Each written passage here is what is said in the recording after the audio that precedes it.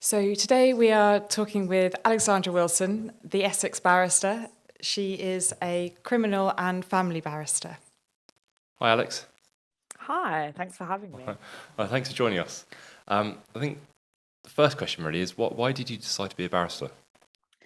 I first decided, so there's a bit of a story here. So I first kind of had the idea when I was a teenager, and that was because of a quite traumatic thing in my life. So a close family friend was murdered, and I followed the trial of the people that killed him, but started going to court more generally, and I started to kind of pick up on something I couldn't articulate at the time, but I think now I can probably put into better words. Basically, the disparity in the courtroom, the racial disparity. I could see that, there were lots of Black defendants and lots of Black families sitting in the dock, but there were pretty much exclusively white barristers in the courtroom and white judges. And I remember that sitting really uncomfortably with me.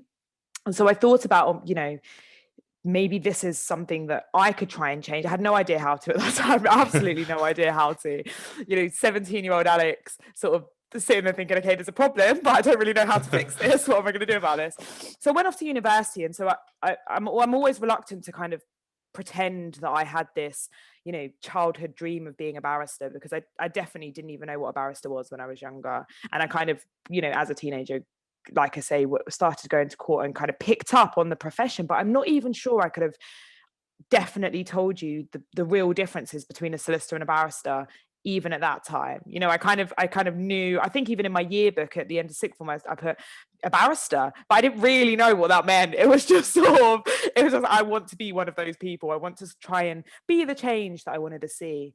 Went to university, didn't study law, entertained a few different careers. I wanted to go into academia, something I still haven't ruled out, but I kind of thought about that, entertained that. And then I think it was after university that I became a bit more concrete about wanting to go into the profession. And so, yeah, as I say, there's kind of the two parts. The kind of first thing that inspired me and got me thinking about the profession, but then much later when I actually needed a job and had to think, what seriously do I want to do now?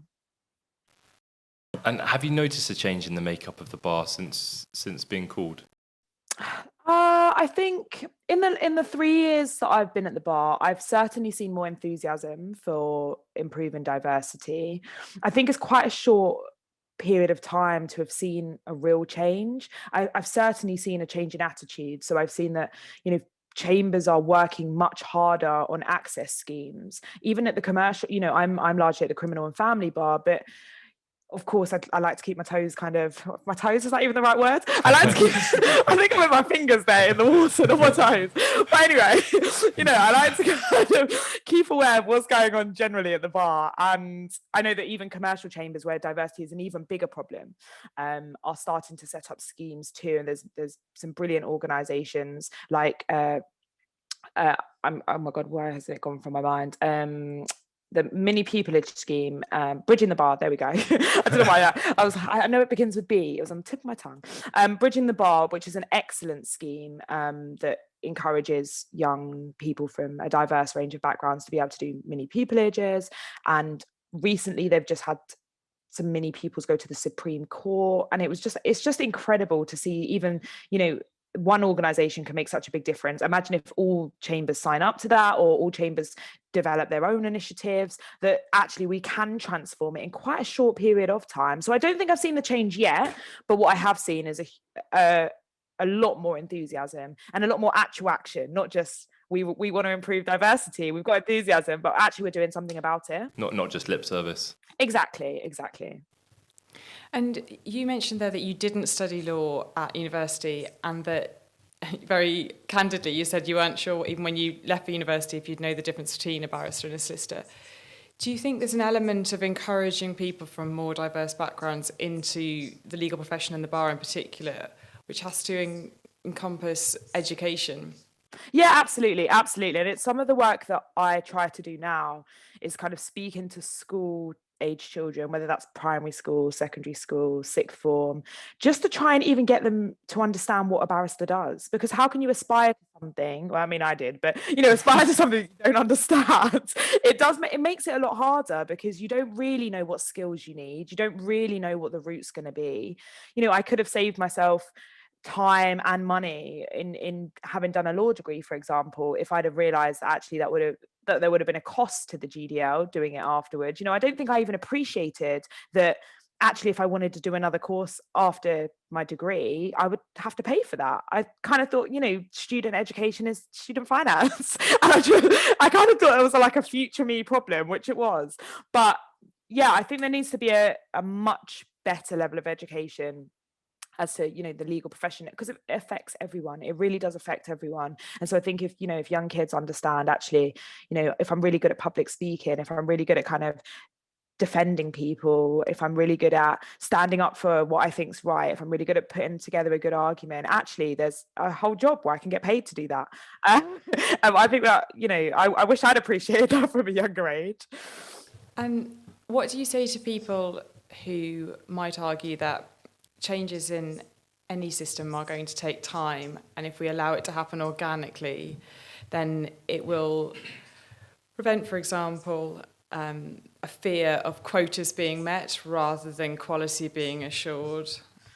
I think that that's probably the most common most common argument, in kind of resistance of diversity schemes, is that actually it should happen organically. My response would be that it's not happening.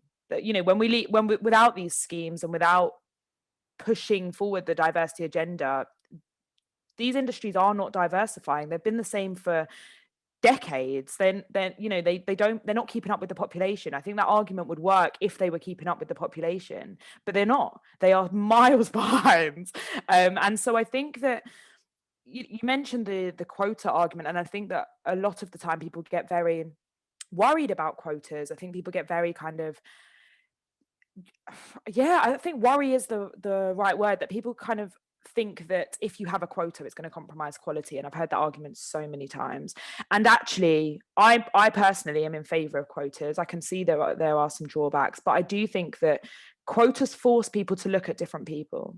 They force you to look at groups of people that you might not have otherwise looked at, and probably wouldn't have looked at in some industries. If you have to have a certain number of people from a certain background, you're forced to look at that group of people and to find talent within that group. And I think that anyone who suggests that quality would therefore be compromised is inadvertently saying that there are not talented people in those groups. So it kind of comes from a bit of a racist ideology anyway to say that it would compromise quality, because that would only be the basic. That would only be right if there aren't talented people in those groups, or if one race or one group of people is so much better than everyone else. And so I think anyone who I hope most people who don't agree with that perspective or that point of view would recognize that actually, we can find talent in most groups in society, in all groups, not even most, all groups in society.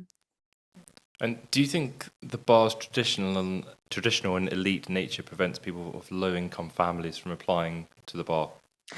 Absolutely, yeah. I think that we would all be a bit delusional if we thought that didn't have any impact. I mean, we literally wear horsehair wigs and gowns. It can't really get more ridiculous in my view. And I think that for me, the thing that puts people off, the thing that I see puts people off, is the cost of all of that. It's not even just the attire. The attire is alienating, but there are some arguments for it. It is also equalizing. The fact that everyone wears a wig, everyone wears a gown, it kind of makes you feel a little bit more like it's a level playing field. But it's so expensive. The gowns, I think like 200, and I'm trying to remember now, but I think when I bought it, it was about £250. The wig was the wig's about 600. The wig tin was like 300, and you're optional. The wig tin it is very optional, to be fair. It's very optional. And the wig bag, again, optional. Not the wig bag, sorry, the wig and gown bag, again, optional. But this, the thing is, particularly if you're from a background where you don't know barristers and you don't know what is even optional. You know, you don't want to be the one person in court that doesn't have a wig tin, and you don't know that before you start going to court. You don't know what's normal and what's not normal, because you're not from a family of barristers who can say, oh, actually just use a biscuit tin because no one will mind. Because actually you might think, if I'm the person that uses a biscuit tin and everyone else has got these expensive tins, I'm just ostracizing myself. You know, I'm highlighting that I'm not from the same background as everyone else. Because I see on Twitter all the time people saying, just use a plastic tub, use a biscuit tin. That's fine if you feel confident and you don't feel that imposter syndrome and you don't feel that you don't belong there in the first place.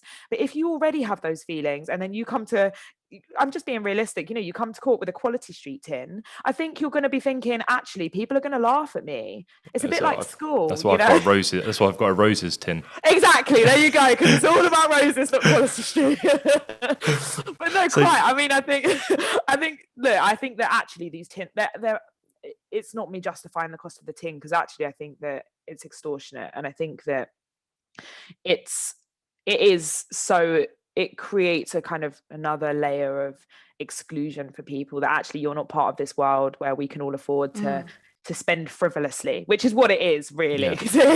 You know, it is an ornate tin to keep a wig in. Yeah. And talking about that world, did you know anyone growing up that was a barrister, or is that why? I mean, is that why you've led to doing more mentoring? Yeah, exactly. So no, I didn't know any barristers. I think the first time I met a barrister was after, well, I did work experience. So when I was actually in my year 10 work experience, I went and did a week in a local court. And so I remember meeting some barristers then. I can't remember now whether they were, because I shadowed some CPS barristers, and so I can't remember if they were the self-employed. No, I can't remember whether they were self-employed and just working for the CPS, or whether they were in-house. But I remember the first time I properly got to know like a self-employed barrister, you know, barrister doing what I do now, was after university, and he was brilliant. He's one of my mentors even still today, and a really close friend.